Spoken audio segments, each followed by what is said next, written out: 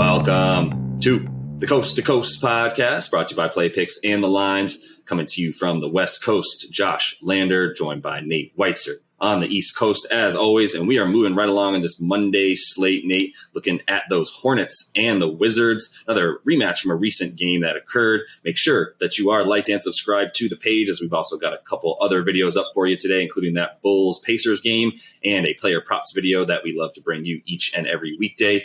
Make sure to check out Nate's article up on playpicks.com as well, with a bit more of that info and best bets in there for you. And as always, if you do still need a FanDuel or DraftKings account, head to fdpicks.com or dkpicks.com and find those listings in your area, such as what we've got for today. Nate, let's get into it. Yep, the Wizards are -4 at home, despite having lost by 10 in Charlotte last Wednesday. Total sitting pretty steady at 216.5. And the other games tonight, some intriguing options. We'll just run through it real quick. Nets -7 at Cavs. We got Rockets +11 at Celtics. Thunder +11 at Hawks. You got Bucks +12 at Bucks -12 against the lowly Magic. You got Pelicans +3.5 at home against the Wolves. Pacers are +3 at the Bulls, and we have an episode up about that one. The Suns are -5.5 at the Spurs. Grizzlies +10 against Utah, who they've had a lot of trouble with. And the Sixers are +2 at the Kings. Of course, Joel Embiid not yet ready to return. Maybe he'll play against the Warriors in their next game, but we are talking here about Hornets and Wizards. And I think that this is just a case of venue being a huge indicator of what we can expect tonight. After the Wizards struggled in Charlotte mightily, they shot 8 for 42 from three as a team. And if you take away Bradley Beal's 5 for 11, that is 3 for 31, folks. Spencer Dinwiddie with his only scoreless outing of the season. And they managed just 87 points against a Charlotte team that's given up the most points per game in the NBA. So that just screams outlier. And then you look at Charlotte, that goes on the road and does even worse defensively. They have not been very good at covering 2 out of 8 on the road when listed as underdogs. 0 for 4 trying to cover with a rest disadvantage. There's only a slight disadvantage here since they had back-to-back Friday, Saturday, and then got yesterday off. And you do see them go under more often when they get into these division games, which I'm not really going to touch it at 216. That's a very competitive total set by the odds makers per usual. But it does kind of indicate that Charlotte, when it's not a fast-paced game, when it's not high scoring, they can struggle at times. And I think they're really going to struggle to score against this Washington defense that is still ranked 4th in efficiency and is just so much better at home, where they allow the 3rd lowest three-point percentage, where they're 7-1 straight up and against the spread. And their offense is just much better at home too. It is 6.2 net rating. Points per game jump from 100 to 112. And their shooting jumps from 29% to 37% almost from three. You just look at their recent result where after losing by 15 in Miami, they come back and beat the Heat, which are playing really, really well right now. They beat them by 3 at home for yet another cover. And that's just, I think, the kind of trend we can expect from this Wizards team. Bradley Beal now back with the squad, starting to show face some of his ability. They have a little more depth. They still have a great bench led by Montrezl Harrell. And they've just handled business, right? I mean, won 18 of their last 19 straight up when favored. So I think you got to love them to win this game.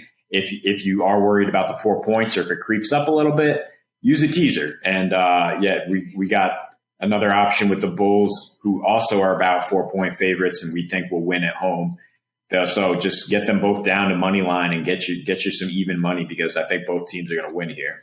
Yeah. I mean, parlaying the money line too. I got to see how that would compare to that teaser, but probably a bit more bang for your buck with 2 money lines in the about -100s. The Wiz right now are about -180. Bulls about the same as well. So parlaying those as well ends up getting you close to about +200 on your money there.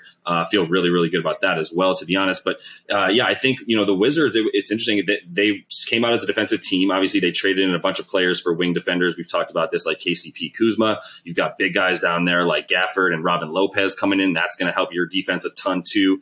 Versus Bertans getting a ton of minutes at the 5 last year. So yeah, I think this is a for real team. Actually, there was some talk about maybe some regression for them, that they were exerting on defense. They were not quite as good as it seemed, but I mean, they're actually better on defense in their last 7 games or so in this month of November, where they've got the number 4 defensive rating. They've got a top 5 rebound percentage team.